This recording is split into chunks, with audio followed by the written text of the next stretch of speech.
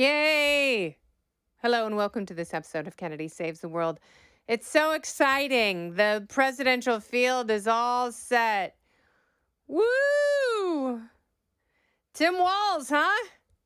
That's a real scintillating pick, Kamala. My God. I got halfway through the announcement and just went ahead and went back to sleep. Not because I was tired, but because I was so incredibly bored by the idea of a 60-year-old boring lefty that I just went ahead and went back to bed. And yeah, I thought about staying there until after the election because that's how silly and boring this whole thing is. I know JD Vance said the pick was weird, and that's really funny. The Trump team put out on social media, thank you, because I think Josh Shapiro would have been a much harder candidate for the Republican ticket to defeat. I think Tim Walz, no, he's like Tim Kaine.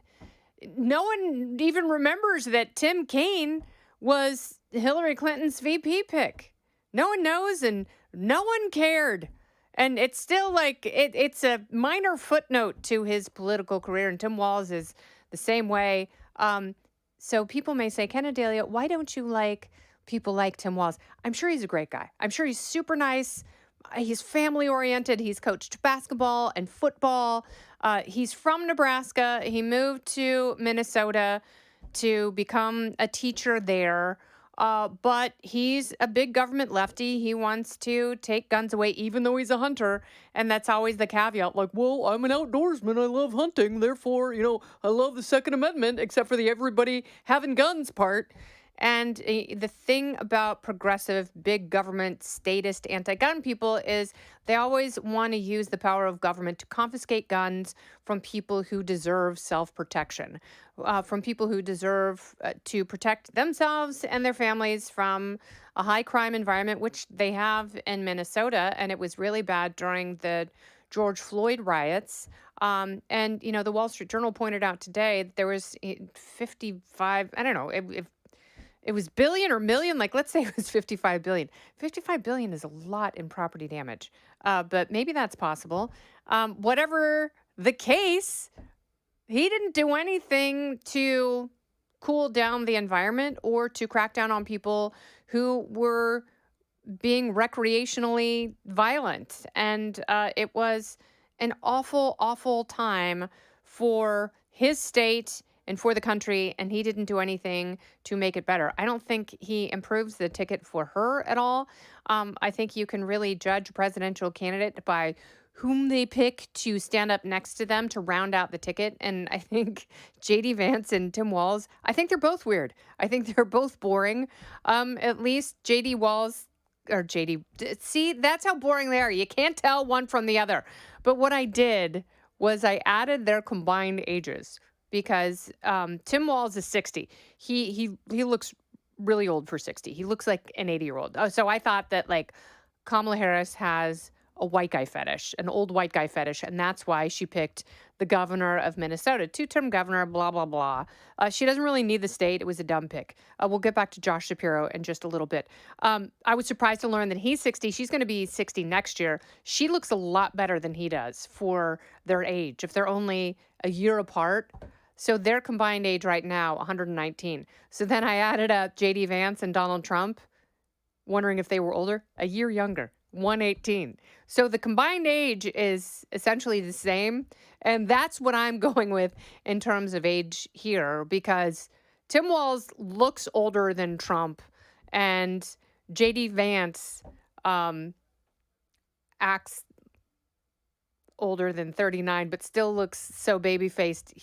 I'm still going with he grew the beard so he could buy his high school buddies White Claws. Don't go anywhere. More Kennedy Saves the World right after this. Josh Shapiro, that would have been a much better pick for Kamala Harris, and that would have given a lot of independents a reason to go, well, you know what? Maybe this guy's going to have a bigger say in her administration. And he's a Zionist. And it turns out a lot of people, a lot of independents, they like Zionism. They're fine with it. They're fine with protecting Israel's homeland and not committing genocide and wiping Israel and all of its inhabitants off the map, which is what, the very loud, very vocal pro-Palestine group wants to do. Every other running mate that Kamala Harris was vetting, every other potential candidate, they're all pretty much pro-Palestine. They're going to bend over backwards to the Rashida Tlaibs and the Ilhan Omars. Tim Walz probably already does, because Ilhan Omar and her brother husband from the great state of Minnesota, land of 10,000 lakes, also land of Brian Brenberg and Pete Hegseth. So don't hate Minnesota entirely. There are freedom lovers there. They just don't inhabit the governor's mansion.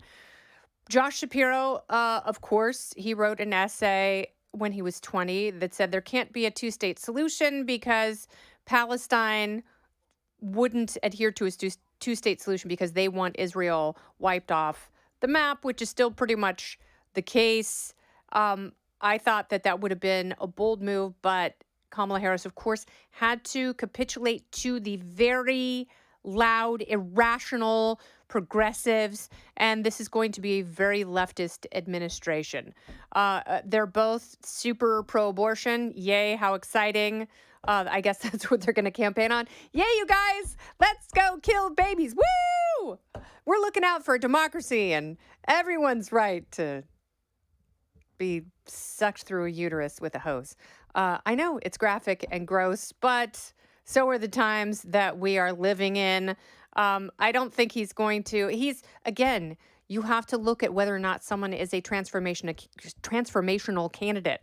Is Tim Walz the kind of guy that you take the Harris Doctrine and hand it over to him? I don't even know what the Harris Doctrine is. I don't know what she really stands for. He's the kind of guy who wants to paint himself as, a sweet casserole giving moderate, but he's a total statist lefty. He wants to make the government bigger and more intrusive while gaslighting you with a smile on his face. The most dangerous kind of lefty there could possibly be, because it's a very, very dishonest brand of shellacked socialism, which we will be served with this administration, which makes it all the more dangerous. He's not from a critical state. She doesn't have good political instincts. And this vice presidential pick just goes to show that. So for people who love freedom, embrace liberty, and want the government, federal, local, and otherwise, to be smaller, this is not the best presidential cycle for any of us. So what are we going to do? We're just going to make fun of everyone all the time until we get to Election Day, and you really hope for the best. The markets do not like the idea of a Kamala Harris presidency. They are becoming more and more confident that her brand of big government, high taxation will deliver another recession. I know that the sell for her is going to be the same false one from Joe Biden, which is, we're not going to raise taxes on the middle class, only on the super rich people who then will not start businesses or hire more people. And then there will be fewer people employed to tax at all. And that scheme never works, especially when you have gigantic government wish lists to check off, like the even bigger $10 trillion Green New Deal, which Kamala Harris wants to do while she's ending fracking, so we won't make any money from that either. There is bad news that abounds everywhere. So what are you going to do about it? Well, just keep spending money and buying yourself great things. That's what I do. Thank you, Sephora and Amazon. This has been Kennedy Saves the World. Hey, man, no matter what happens, I'm here for you. I'm Kennedy. Listen ad-free with a Fox News Podcast Plus subscription on Apple Podcasts, and Amazon Prime members can listen to this show ad-free on the Amazon Music app. Oh, go ahead and leave me a review while you're there. I'd love to hear what you have to say. You've been listening to Kennedy Saves the World on the Fox News Podcast Network.